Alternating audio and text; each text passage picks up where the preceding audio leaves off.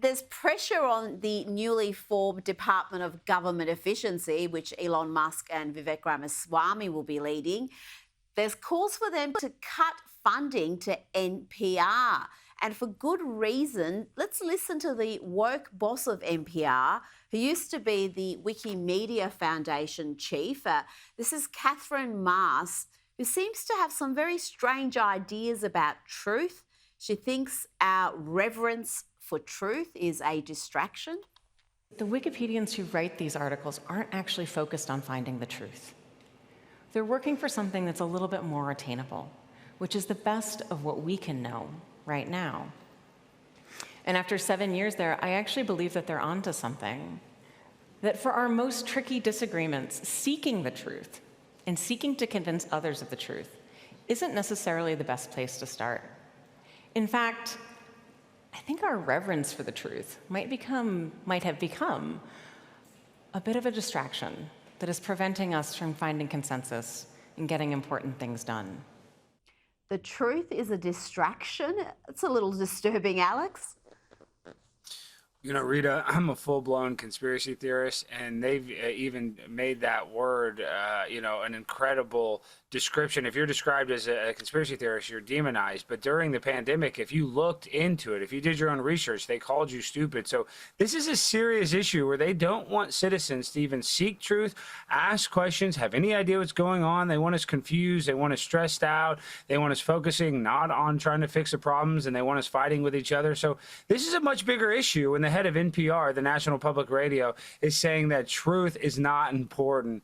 It's just, that's the real, that's really what's happening in America is they're hiding the truth. And you hear it right then and there from the person that controls our public radio.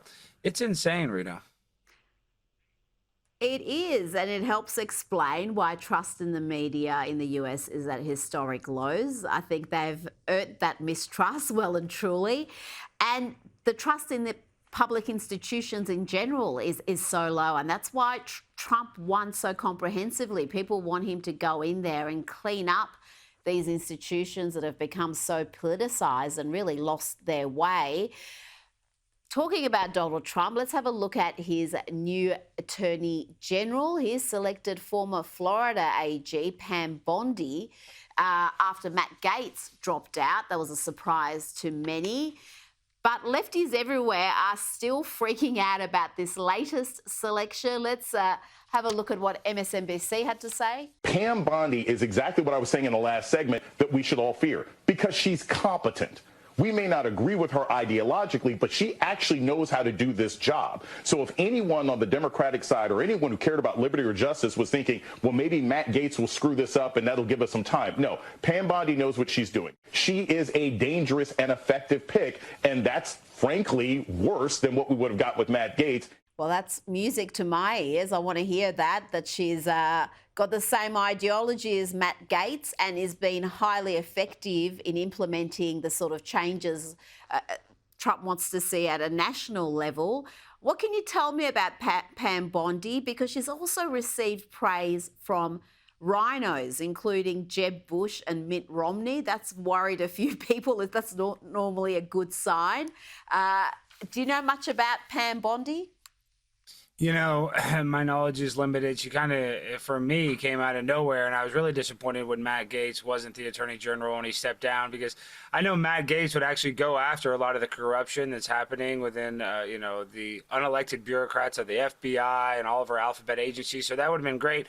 Pam Bondi, though, is supported by, like you said, a lot of rhinos. And, Rita, that is one problem. Trump is great. Trump is anti-establishment. But even there's conservatives on the right that don't have Donald Trump's back that will, pretend to have Donald Trump's back. So I'm not saying that's the case with Pam Bondi. I'm just saying it's hard to trust anybody that's in politics because they all seem to lie to us. So I hope Pam Bondi does a great job. The fact that the left is afraid of her, that is a good indication. That's a good start. And if they're saying she's effective and she is effective, well, then she'll be a great pick. But, the jury's out. We got to wait and see. Well, it's such a critical role, isn't it? You really want someone who gets the agenda, is on board and willing to fight the good fight in that role. It is one of the most important ones. Alex, the mayor of Denver, Mike Johnson, has said that he'd deploy local police to block Donald Trump's mass deportations. And it's worth noting that hours after he made that vow, an illegal immigrant in Denver was charged with sexually assaulting a 14-year-old girl. How much resistance is Donald Trump going to face, Alex, from sanctuary city mayors and other leftists who are determined to obstruct his administration's deportation plan? Well, the mayor of Denver, me being polite, is an idiot. If he thinks he's going to stop this, Donald Trump's kicking people out that are here illegally. Donald Trump's going to do that. I mean, Tom Homan, the guy he appointed, is a no-nonsense guy that's going to get these people out of there. And if you really look at the people in the cities that are plagued by this problem, the illegal immigration, is in New York. And you have Mayor Eric Adams, who's a lifelong Democrat, basically cozying up to Donald Trump because he needs his help. He needs his support. He realizes that a lot of these people have criminal records and that we can't vet them at the border. So if you're unvetted, and we don't know that if you're a murderer or if you have a sexual assault on your record and we're just letting you in the country, that's unacceptable. So we have to stop that. If you want to come here, you got to come here legally. And I think Donald Trump has even said that if you graduate from a school, he's going to make it easier for you to get citizenship. So it's like these mayors that think what Donald Trump is doing is sinister or bad for trying to protect American citizens makes me sick. And these sanctuary cities are not going to be able to stop Donald Trump if Donald Trump wants to get the job done. Well, he has a mandate to do this. This isn't a surprise. This was an election promise, and the American people voted for it. So I just don't know how any mayor can say we're not participating in this. Talk about democracy denying. That's a threat to democracy right there, denying the will of the American people. Before you go, Alex, we don't talk about art enough on this program. We're clearly Philistines. And I've got to say, this painting here looks to me like it was painted by a untalented child, but it's a masterpiece. The star of this evening's auction, the fabulous Mark Rothko from 1954.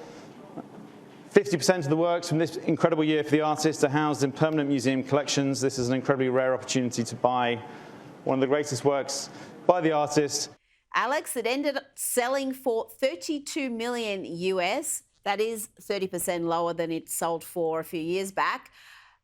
But I'm starting to believe, you said you're a conspiracy theorist, and I'm starting to believe these conspiracy theories about the art world being largely funded by a money laundering operation. I mean, how can that be worth 32 million US?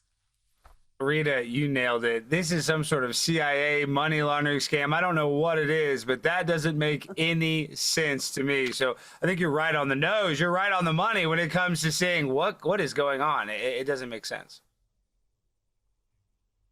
Well, yes, but I should make clear for legal purposes, I'm not suggesting whoever purchased that painting for 32 million US is involved in money laundering. I'm just talking broadly about these conspiracy theories that exist about the art world, just making that crystal clear. Alex Stein, thanks for your time tonight.